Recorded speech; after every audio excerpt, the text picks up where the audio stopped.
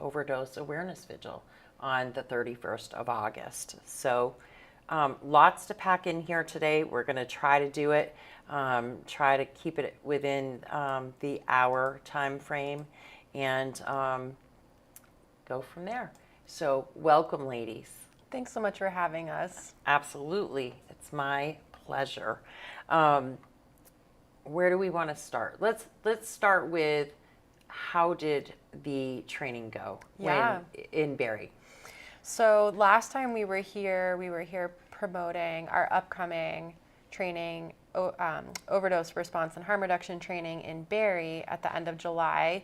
So that training happened and it was fantastic.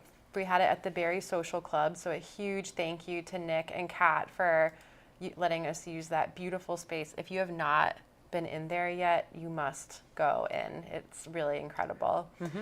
We were able to train 25 community members in Barrie who wanted to learn how to respond to an overdose, how to use Narcan, and learn more about the current drug supply and harm reduction. So Vermont Cares did the training. And then we also had myself and Marissa Patrick, who was on the show last time, nurse practitioner here in Barrie, who's amazing. And it was such a good experience. Mm-hmm. And we had people with all different experiences, personal experiences, family. Some people I think were just there because they were interested. So it's so amazing to bring together a wide variety of people. Mm-hmm. Incredible conversations and questions, really good questions. And that's a really good turnout. Oh, it's an excellent turnout, especially because it was kind of last minute. So mm-hmm. I know it's hard for people to fit that into their schedules. Mm-hmm. And yeah.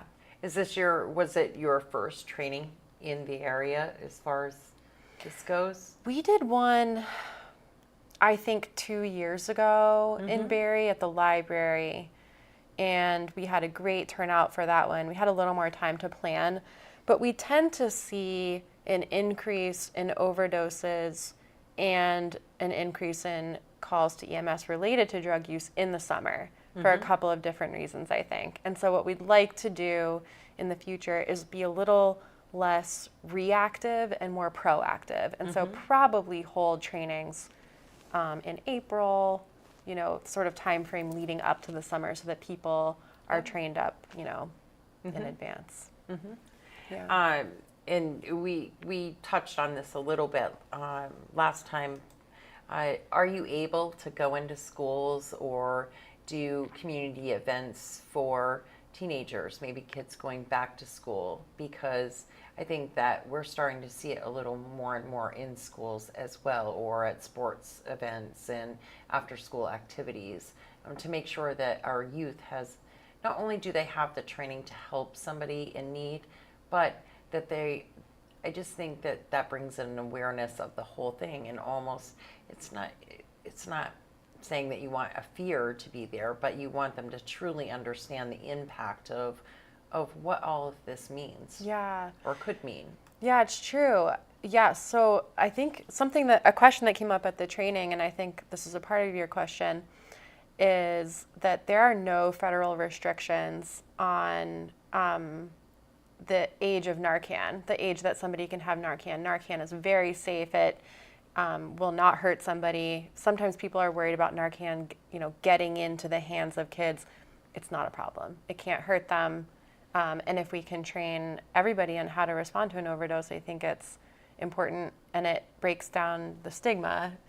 It could be because kids are potentially using, but also it's important in case they're going home to a situation where a family member is using and they may need to be able to know how to respond.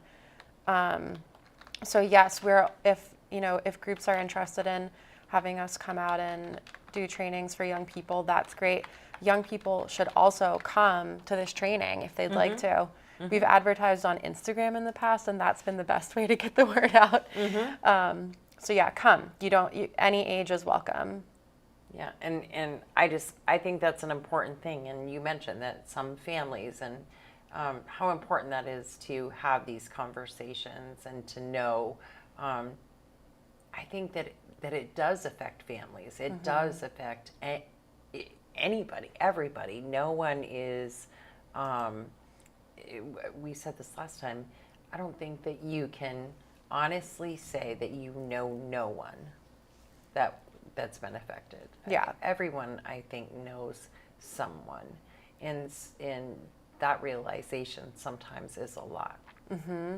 Yeah. So important to make sure. I mean, it helps you not feel alone in the situation, and isolation is one of the worst things when it comes to addiction, whether it's yourself or someone you love.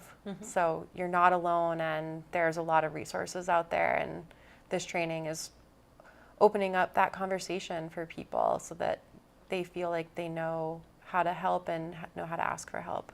Yeah. When I write write that I'm having you all in, or I talk about harm reduction or trainings, anything like that, the thought immediately goes to the only thing you're going to talk about is safe injection sites, and which they're controversial, and we all know that. But what you do is go so far beyond that, and we don't even have one right here in Washington County. We know that Turning Point Center does not hand out needles. That's a huge misconception as well. So sometimes I think these trainings are super important as well, just so that people really understand what it is that's happening in the community, what you're trying to bring to them, what it's really an awareness, and you're trying to. There's a huge stigma, and it's making people aware, making hopefully bearing the stigma a little bit at a time by making people understand or helping people understand that it can be anybody. It can be the rich guy that lives up at the road and has everything, and it can be the lady sleeping in a tent in the park. It really escapes no one, and it could be somebody that's 13, and it can be somebody that's 72. And I think that's also a misconception, is that, and I've seen it and heard it a couple of times lately. They're older, you stop doing that when you reach 40, or when you finally grow up, or that's when men just tend to stop. And that's not true either, No. For many different reasons. And then alcohol is a substance, and it does get abused, and far more than we even talk about anymore. Oh yeah.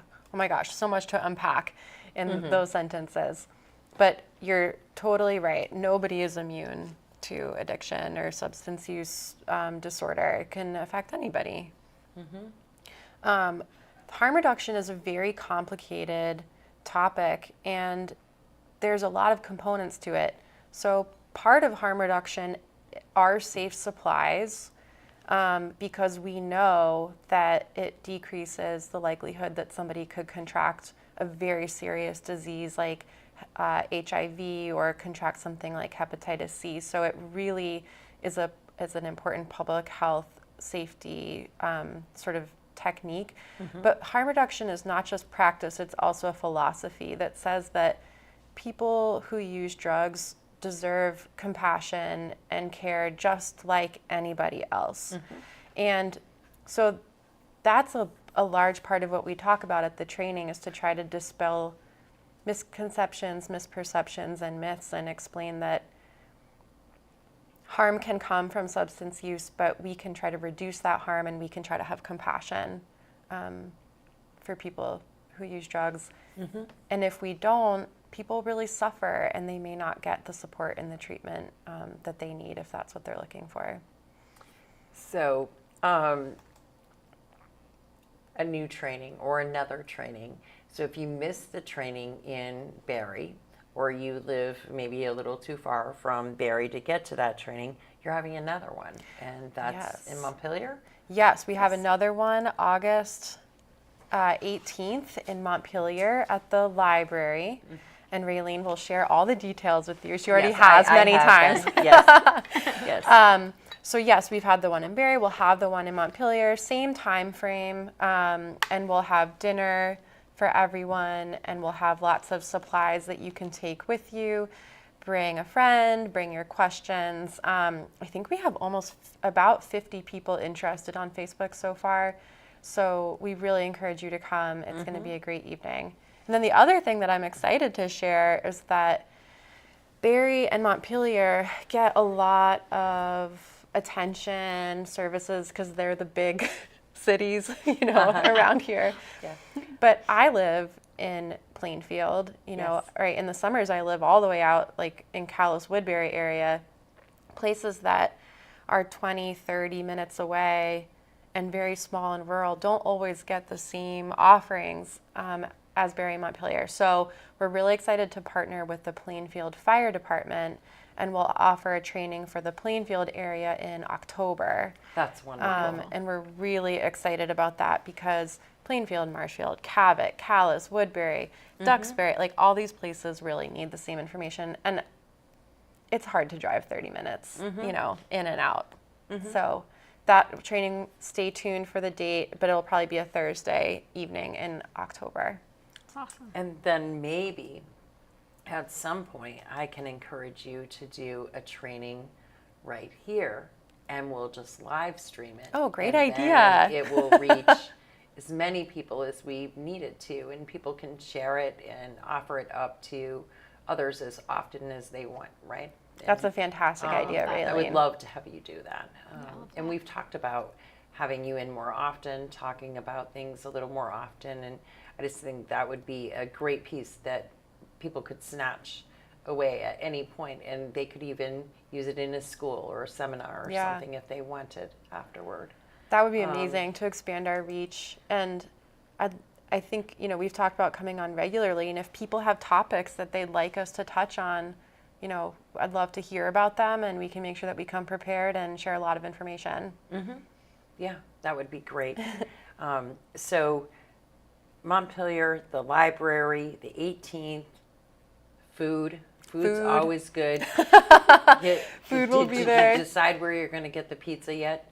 I'm talking to Dick. So You are. Dick's on the He's- pizza. Dick is on the pizza. I knew he was going to be right on that. Dick is always about the food. Dick Wabi, we're speaking of, Associated General Contractors.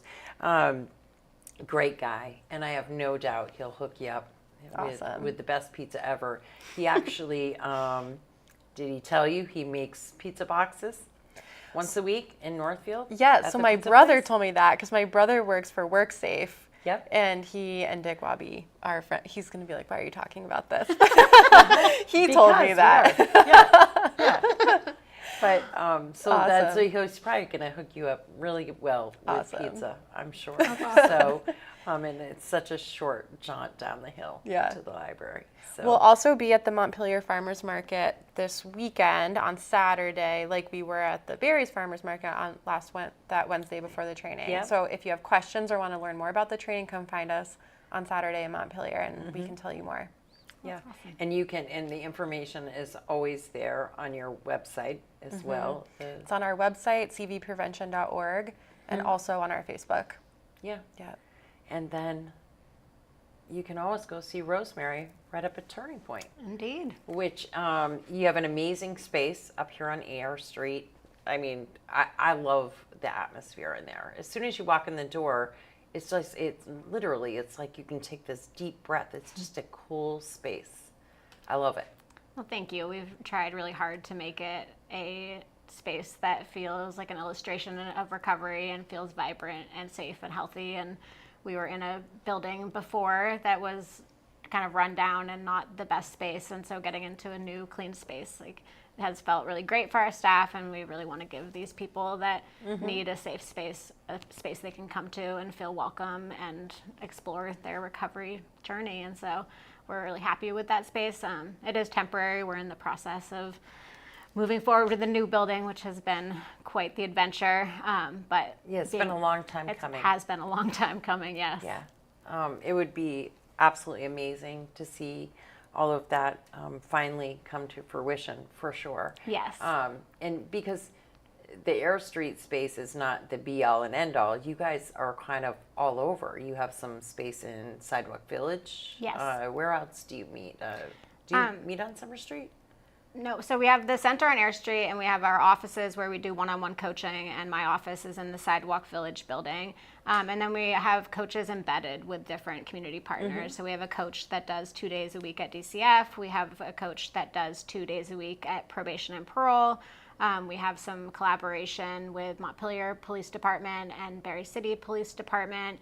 We have a coach on site up at Central Vermont Medical Center for 60 hours a week, and then on call all the hours we're not on site.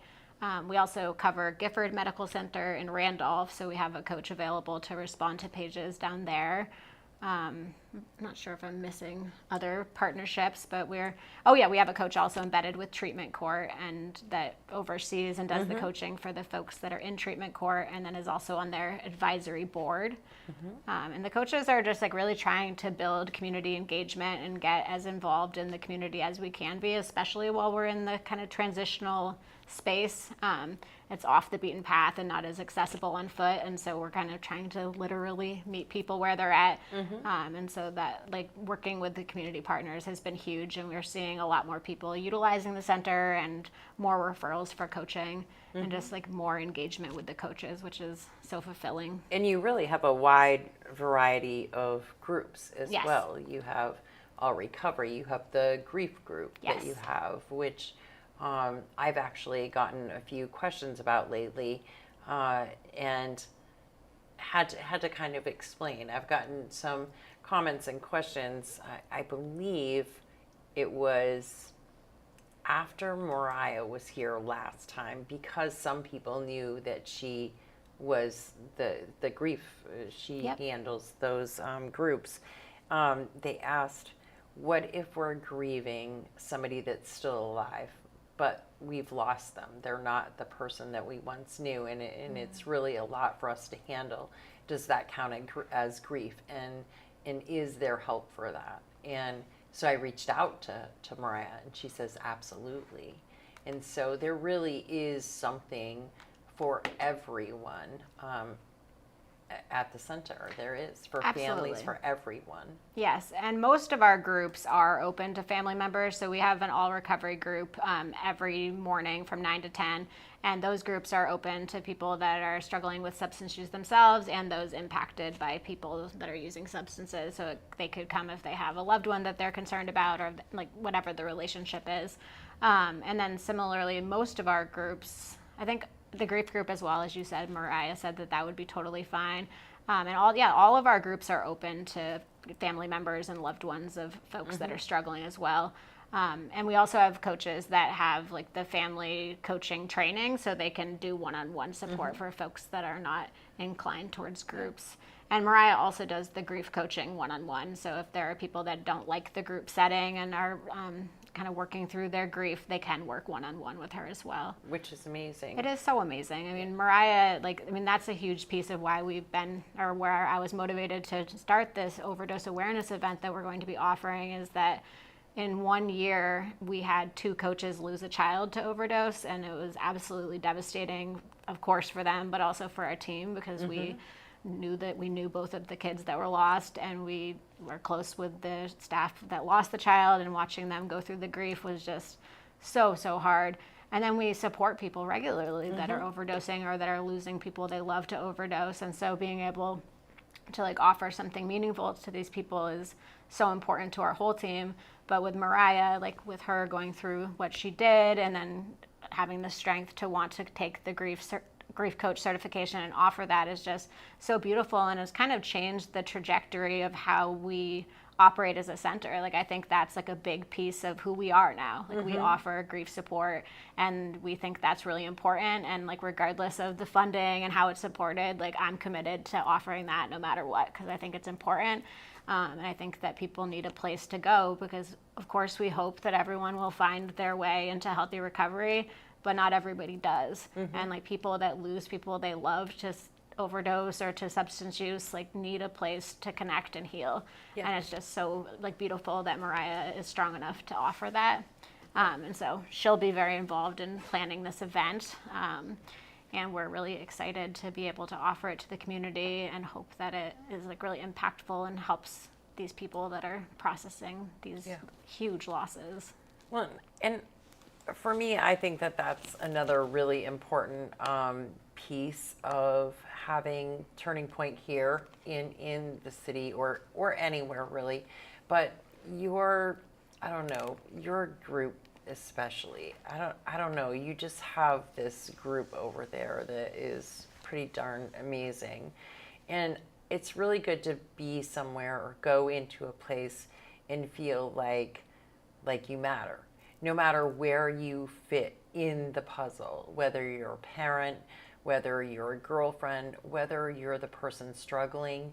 Maybe you're someone who's been in recovery for a really long time, but your job is starting to get a little stressful and you just need a little bit of somebody to hold you up a little bit, or to attend not necessarily a one-on-one, but maybe just even be with people that you can encourage and kind of relate to a little more.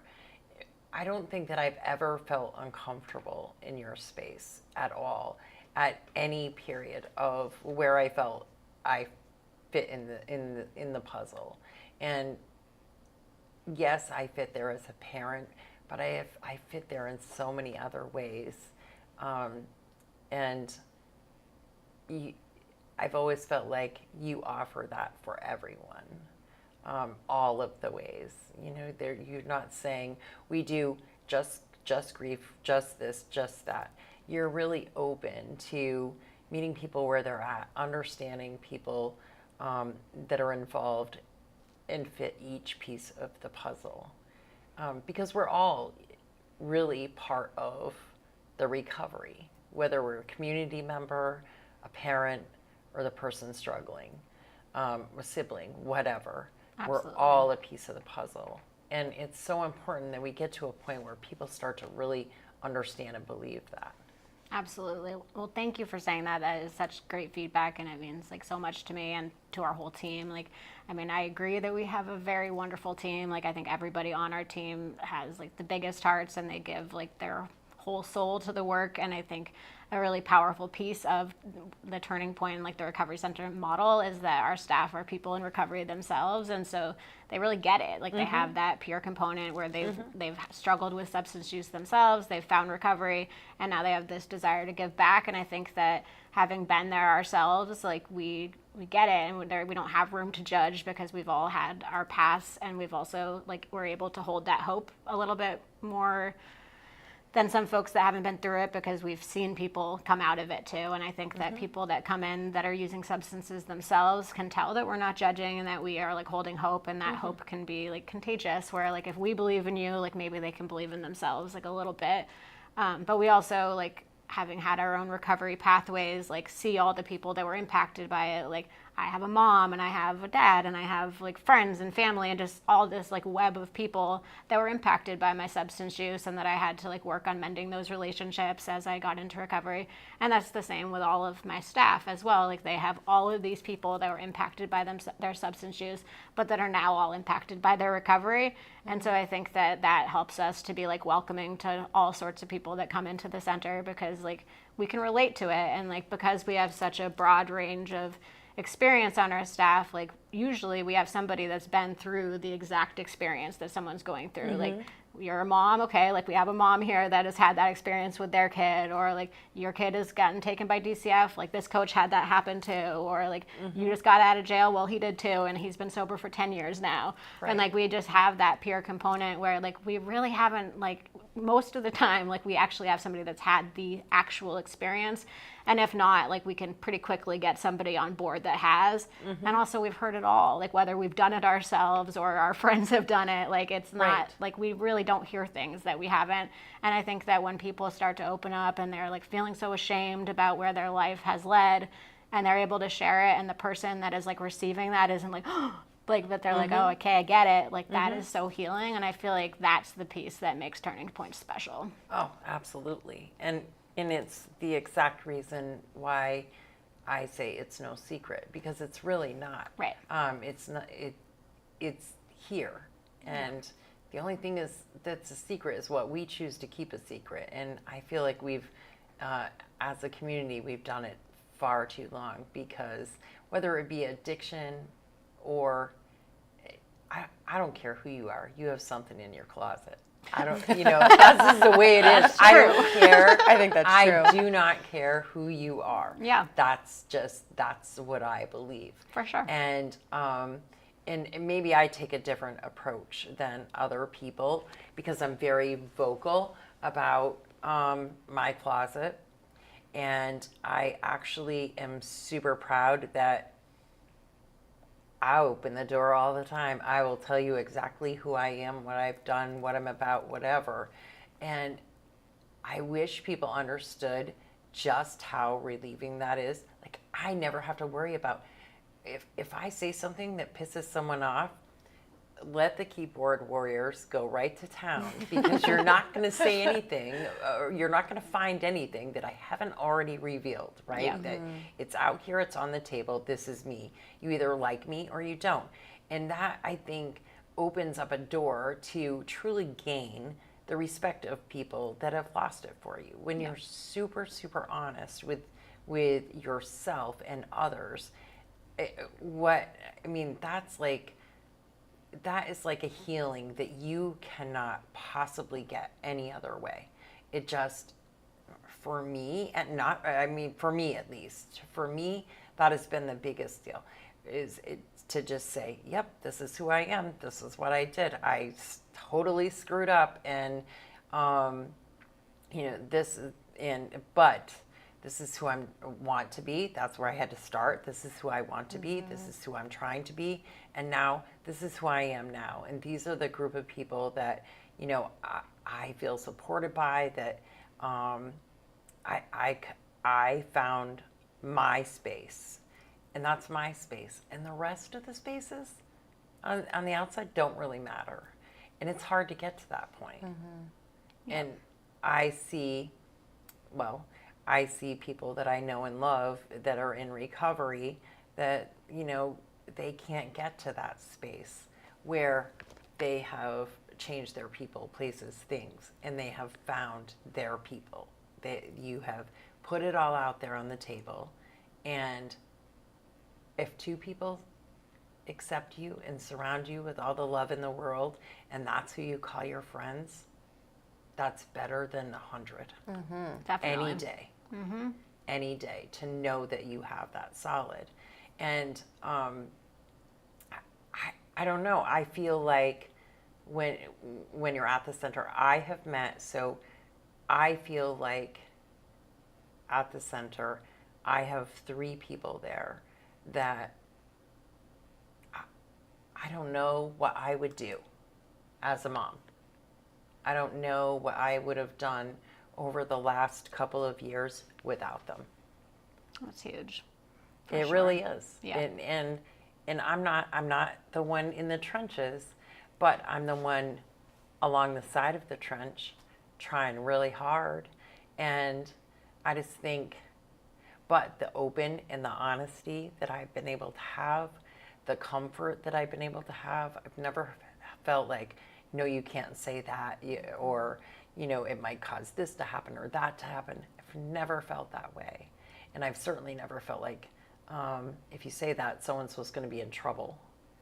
No, I knew that if I said that so-and-so was going to be safe because someone there cared enough to do something about it. Totally. And I think that is, like, our staff definitely care. And I think we have, like, a really beautiful community there that anybody is welcome to be a part of. And we have people from like all walks of life that utilize the center. The only requirement we have in order to come in the center is that people not be under the influence like while they're in the center. But you could have used that morning, you could be leaving to use right after, like that's okay. But we just want to keep it a safe space for those that are in recovery. And so we do require that people not be under the influence while they're in the center. But other than that, there are no requirements like at all. Like we don't need to like take any demographic information or see an ID, like everything, all our services are free. And we really care and we like really hope for the best for everyone. And like anybody that wants support, like we're there for it. And like there are no requirements. Like people don't have to decide they're going to stop using to utilize the center. Like if they want to work on an application for a job, or they want to talk about like how they're upset that they had an argument with their girlfriend or boyfriend, or they're stressed about their job, or whatever it is that's important to them, like we're there for it. And we don't have an agenda, like we're just people that care. And I think the relationships like that the coaches build with the people that they're supporting are really sacred to both people.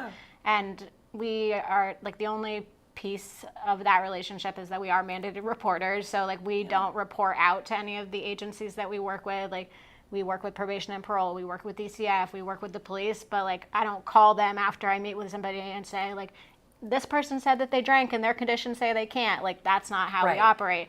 But if they say like I'm going to go kill myself, then I have to call it in. Right. Or if they've committed a crime and they've confessed to you and said, I mean, even then, like, as long as there wasn't murder, like, Right. I mean, Then if they said, like, I went and stole a 6-pack last night, I'm not going to call that totally in. Like, different. I mean, as long as it's not, like, a serious risk to themselves or somebody else, like, we don't report out. And so, like, things are confidential and stay within the relationship unless it's, like, a mandated reporter event.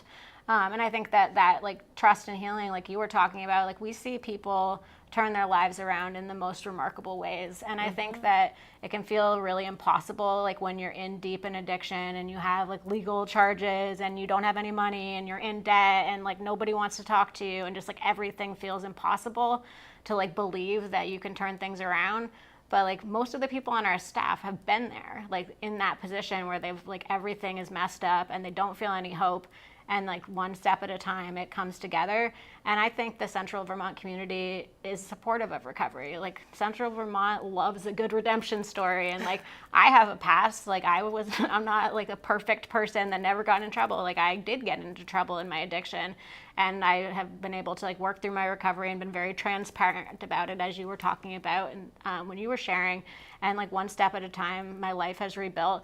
And now I'm the executive director of the Turning Point. And so I think that like just because you've taken some missteps or got into some trouble, that doesn't have to be the end of the story. And then what defines you, like I think people really want to help and want to help people build up. And it's really remarkable when somebody has like had a lot of trouble and then they rebuild and things like turn out well. Like people love that. And so I love to remind people that come into the center that are like really struggling that like, I get it, it's hard today, and like there's no getting around it, but it doesn't have to end this way. And like we're here to help you like puzzle it together to get out. And I always say you have to define yourself as hope. I mean, there's always hope. Yes. And if you truly believe that and you get up every day and you believe that and that's how you define yourself as hope, you'll get there. Yeah. I believe that. I believe that too. And I believe that people like can't and shouldn't have to do it alone. And so coming to the Turning Point can be a beautiful way to build community with people that are already like in stable recovery and then know all the local resources. And a big piece of the relationship beyond just that like listening ear and kind of encouragement is that we know all the local resources and we are like well connected with a lot of the community partners so we can get referrals moving quickly. Like regularly we get people into Valley Vista or Serenity House the same day, or we'll be able to like do the intake process with Divided Sky like with them there on our computer where they don't have like maybe the technology or just the access that the coach has. And so we're able to get things rolling a lot more quickly. And like when you might hit a hang up, like that would be really frustrating if you're trying to do it on your own. Like we've done it before. And so we're able to navigate it a little bit more quickly and it is less stressful for the person. And we also just know a lot about like what is offered. And so if you're trying to do it on your own, like you're going to spend so much time like researching like, well, does this place, like, do they offer Suboxone? Do they, like, where do I get methadone? Or, like, I need a primary care doctor. Or, like, all the things that people are trying to connect with, like, we know what's available. And so we can really cut down the amount of, like, research time that somebody would spend if they're trying to figure it out on their own. But I just think that community piece is huge, too, because not only do we have our staff, like, we also have lots of people from the community that are in recovery coming in and spending time there as well. And so it can be a good way to like make new connections with people that are a little bit healthier than, I mean, I know by the end of my addiction, I didn't have very healthy relationships. And so I needed to find new people and build new relationships. So I think that's something that we offer at the center as well. And how did the two of you work together? What do your two, because not many people know that you do something, Eva, Central Vermont Prevention Coalition is something very different from kind of the guided help in the centers. So how do you two work together, and what separates you?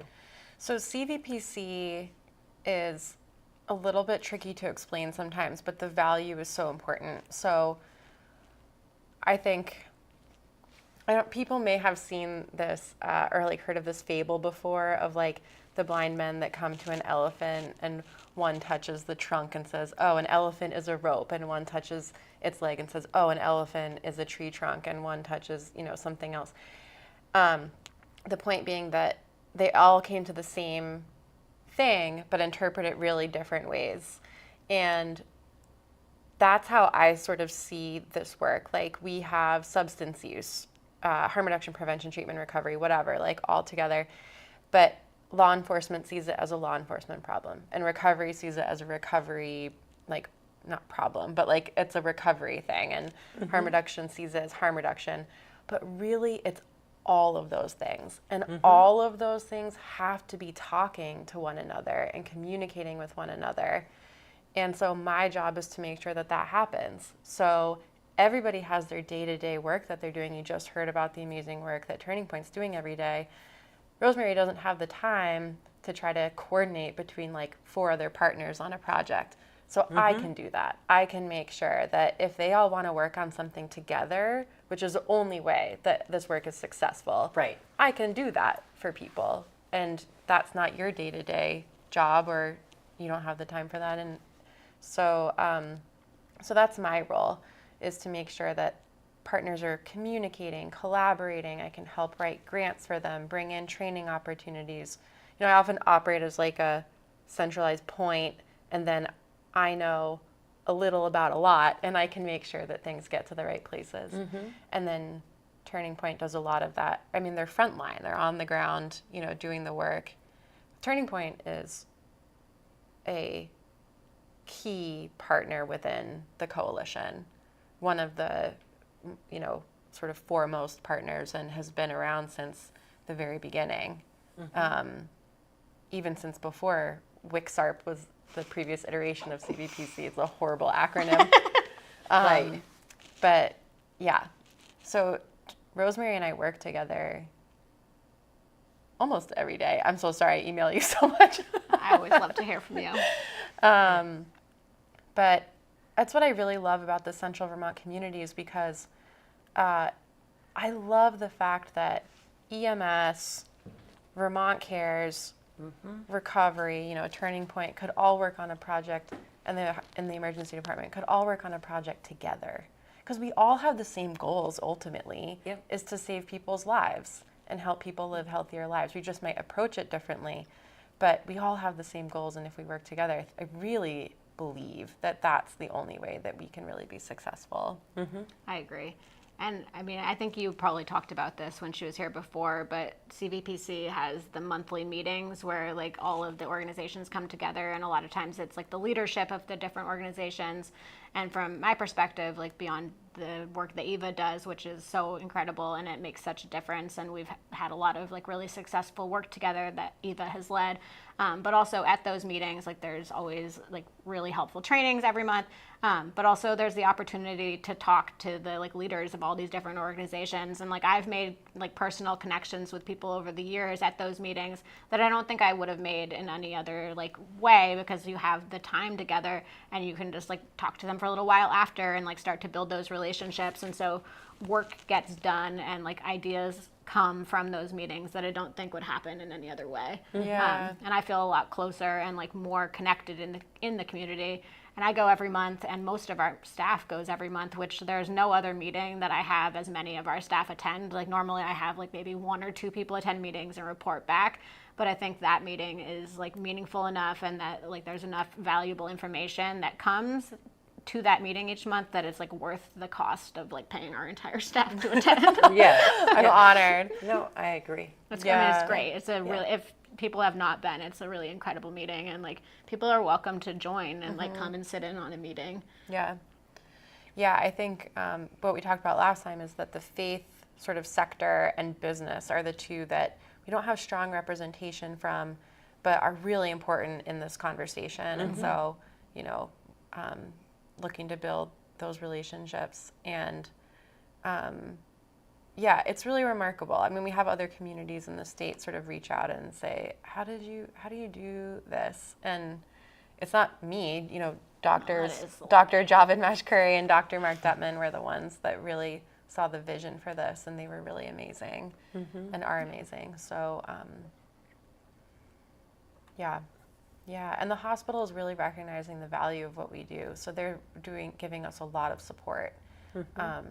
So thank you, you know, to CVMC for that. Yeah, Definitely. and we'll have to start talking more to get the business community to try to get involved more into and the faith-based community. I actually know a couple of people that I'll probably pass information to you about because Really, I love coming on this show because something amazing always happens afterwards. Yes. But yeah, I actually do really know some people that I think would be great partners with you as far as that goes, and especially when you're talking about trainings and different things like that, some people don't feel comfortable. If you were in their environment, the comfort level of being open and honest and asking questions would probably be much greater, I would think. Yeah, that makes sense to me. I thought of two other partners, the library and schools. Yep. Yeah, those would be great. For sure. New partnerships for you all recently, right? Kind of like where you have some coaching time. Yep. Yeah, I did actually forget about that when we were talking about the different community partnerships. We also have a coach on site at the library each week. Right Here in Barrie. Here in Barrie, yep, at the Aldrich Library. They're on site on Tuesdays, and then we had a second day right now. We are a little bit short-staffed, so we'll be hiring somebody and onboarding them, and then we'll have a second day at the library again. But for right now, it's just And Tuesdays. are you doing something at People's Health and Wellness as well? We don't do anything on site at People's Health and Wellness. We do take referrals and give referrals to them, and we know Dan, their director, well, and we are very supportive of what they're doing there. And we would be receptive to having somebody on site there once we have somebody hired. But yeah, we definitely have a lot of back and forth with I just them. see them. They're definitely what I would view as another really They're amazing. huge Yes. community resource. Oh, absolutely. Asset. Yes. I can't even. What they bring to the community is huge. Yes. We're very fortunate to We have are. that here. Yes. Are there others in Vermont that are like free clinics like that? There are some other free clinics in Vermont. I don't know how many and where they are exactly at, but there are at least a few others. We're lucky though, People's Health and Wellness, and they're in that beautiful new space now. Yeah. And that makes all the difference when you're in a does. space like that where you feel like you matter, right? And that's what's going to happen for you all Yes. Yeah. soon. Yes. Well, and they I really feel like they put some pretty incredible information out there as Yes. far as education and you know when they started doing the dental program and they didn't just start doing that or start talking about funding. They really said why it was so important for people to get dental care Right. and what that care. I mean, that is literally a life or death situation. Yes. And not many people always understand that. And I feel like here we are. This is the same situation. Here we are with substance use disorder. It's a life or death situation, right? absolutely. Every day, each day. That's what it is. And I feel like they're such great community partners in that. They would be somebody to say, you know, we've partnered up with them and this is why, and vice versa. Yeah. I just think you probably meet everybody.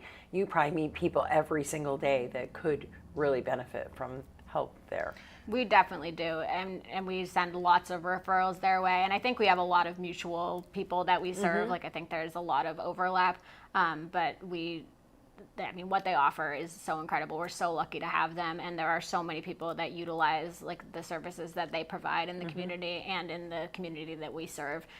We've had Dan come and do a training for our staff so that not a training, like a presentation on what they offer, so that all of our staff are well informed on like what their processes look like, what they offer, so that when we're supporting people, we're able to give them good information. And that's something that I do with our staff. Like at least once a month, we have a community partner come in and give a presentation to our staff on what their organization is and what they offer and what the like intake process is like and all of that, so that our staff stay well informed. Huge. That's it's huge. important. And our former program manager, Hillary Denton, had done that when I was a recovery coach, and that was a huge piece of like how I got trained and started to get connected and know the community. And so it's something that I've continued on as I've moved up in the Turning Point. And I think it's huge for our staff, because it's like they want to like be knowledgeable when they're sharing information with the people that they serve, but also making those relationships and connections like builds community for the coaches themselves too. And I think that like not only are we supporting like people with substance use disorders in the community, like Turning Point as an organization is helping to build up people that are in recovery and help them to like become like greater professionals and more well connected in the community and learn new skills and gain new information and earn credentials, so that hopefully they'll stay with us, but also like we're building them up so that there's like all sorts of opportunities. And that's great for the Turning Point, but it's great for the community. And we've had a lot of people at our organization like go on to do other things, like maybe they're a teacher, or maybe they're working for the state, or maybe like who knows, like but when we build them to that like professional level, it opens so many doors. Right. And like that is huge, and because it's serving people that are in recovery, and it's just so beautiful. I love being a part of it. Let's talk about the 31st, August 31st, and what it means, and the first annual Overdose Awareness Vigil that will happen right here in Berry City. What do you see for that, and what do you want that to look like? I want it to be something that is meaningful and like a good tribute to the people that have been lost, like first and foremost, because I mean, these are not just numbers, like they're actual people, and they're people that have families and people that love them. And so like, as I was talking about earlier, with all the people that are impacted when people are in substance use, like, and then also impacted if the people find recovery, when somebody dies of an overdose, there's a whole community that's reeling from that loss. And that it like isn't just like a number, it's not just somebody, like it's a person. And so I want to offer an event for those people that have lost somebody, that like to bring their grief and bring their sorrow and hopefully have some healing and connection, and also a tribute to the actual people that have been lost. And the 31st is International Overdose Awareness Day. So this is an international sort of day of events. Yep. So if you're not in the Barrie area, you could, Google it and look it up, and you can find an event that's happening near you. They'll be happening all over Vermont on that day. So this is one event that will be happening. Yeah. And I hope to be able to live stream it for you. I really want to do that for you, so that anybody that wants to attend can attend. Yes, I love the idea of making it more accessible, and also Raylene and Eva and I were chatting before, and Raylene has some amazing ideas that we're going to incorporate into that event. I'm really grateful for the ideas that you have, because it is our first annual, so we're going to be trying to like build it out and be the best event that we can offer, but we'll be learning as we go, and each year I hope to make it like bigger and more impactful for everyone that attends. And we're honored to, a lot of us live here in Barrie. I live in Barrie town, so I'm a member of this community, and I am involved in a lot of different areas of the community, and so being able to offer something in this community that's so impacted by substance use like is really meaningful to me personally, and it's really meaningful to our whole staff, but I want it to be meaningful to the community, because I think that like people don't find recovery on their own. They need the community to help them like find their way out. And so the more people that are supportive of recovery and that like wrap around people that are impacted by losses due to substance use, like the more chances of more people finding their way out and not having that outcome. And like when we stigmatize people and treat them like they're nothing because they're using drugs, like that makes it worse, because like the more we isolate and keep people on like the fringes of society, the less likely they're going to get better and become like a contributing member of society again. Exactly. And so if we want people to get better, like we need to be forgiving, we need to give compassion, and we need to like create a pathway back into the community. So I'm hoping like that is why we chose City Hall Park for the event, is like it's very visible right in the center of town. And so we chose to do this event there rather than at the center, so that there's visibility and so that it's accessible to the whole community. And so I hope that we'll make an impact in that way, and that maybe some people that like haven't ever been to like an overdose related event or don't know much about recovery like are able to join and be a part of as well, because like we are happy to share information, and like if people don't know a lot about substance use or about recovery, like we are happy to answer all of your questions and share any information we have. Like you don't need to know everything to connect with people in recovery. And so I've learned, the few things that I have learned is that for some parents and loved ones, the only memorial that was ever done for the person that they lost was one of the vigils. They didn't have money for a funeral, or, you know, there aren't always, and it was the one way that their loved one was able to be recognized, and it's the one way that once a year there's a place to go, because there is no headstone, there is no, that they don't have that piece for their family, and the vigil is that one place for them. Wait, that is very, I mean, that's not something to gloss over, right? No. That's really, No. It's huge. Yeah, I hadn't thought about that piece, and that like that that makes a lot of sense. And so we want to make sure that we're like honoring that as well, because I mean that is a huge deal. And that was the biggest thing for me the first time. I think it was a mom that she brought the urn to the vigil, and they called her son's name, and she, you know, she stood there holding it, but that was her piece every month, every year. That was her piece, was to be able to recognize his death then, because there wasn't, and I don't even believe that he had an obituary, and so it was a real big deal to her, and that realization for me, even to recognize that and understand that, was huge. Because I too had never thought of it that way. I thought, but then I think about, I'm just last week I heard of an overdosed, or last month, you know, I think, okay, I know somebody that overdosed, they passed away, but I never saw an obituary. I know that it happened. But I never saw anything. So how important will it be for that family to have that opportunity that they wouldn't otherwise get? Totally, and I think that's so common. Like one of our staff were talking about that the other day, about how like people just disappear. Like we will have people that we're supporting and we'll never see an obituary. Like we won't know what happened to them. And like I think a lot of families carry such like shame of the stigma of like that it was an overdose, that they don't even want to print an obituary because they don't want people to know. And that's like, I understand, and I definitely have compassion if that's how the family feels, but I like want there to be a space for people to like grieve those losses, because it's so important. And so if we can create that space for those people, like that is definitely a huge guiding piece of why we want to offer that event. Yeah. Well, I'm super honored to have you both here. I look forward to, stop it, Katie, because you'll make me cry.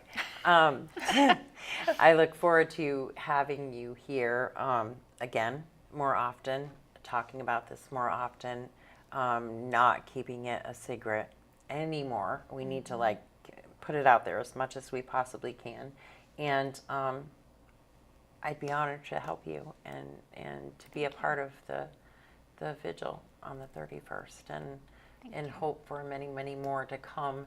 But hope that the list of names doesn't grow as rapidly as it has the last few years, that because you're successful on the other side of it. And I really appreciate all you do for the community, both of you.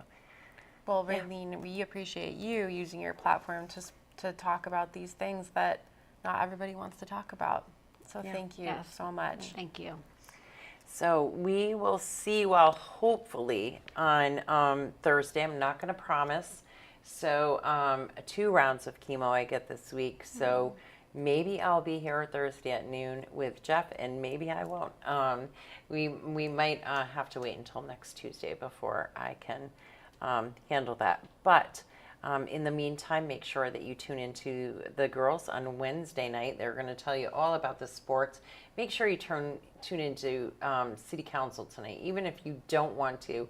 At least tune in for the first little bit so that you can hear the great send-off for Berry City Blast baseball, because those boys have done an incredible job raising the money that they need to raise to go to Cooperstown, and they're off, and we want to send them off in a big way.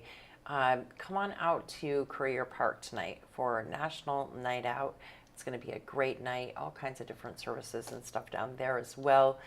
Michael's going to be there with his trike, and he's going to be making his balloon animal thingies, whatever it is that he does. But come on down, all kinds of stuff going on. We will be live here and there throughout the week, just not sure if we'll be here at noon on Thursday. Thanks all for joining in. Take care and have a great week.